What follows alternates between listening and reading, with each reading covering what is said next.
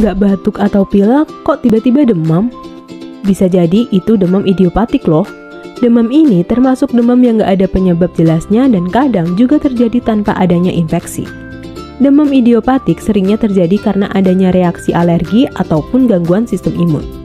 Meski nggak terlalu bahaya, tapi demam nggak boleh dibiarin gitu aja. Harus segera redakan demam pada si kecil, bisa redakan pakai cara alami madu Flybe aja. Kandungan madu alami ini punya kebaikan yang bisa bantu turunkan demam lebih efektif. Rasanya yang manis dari madu bikin anak suka.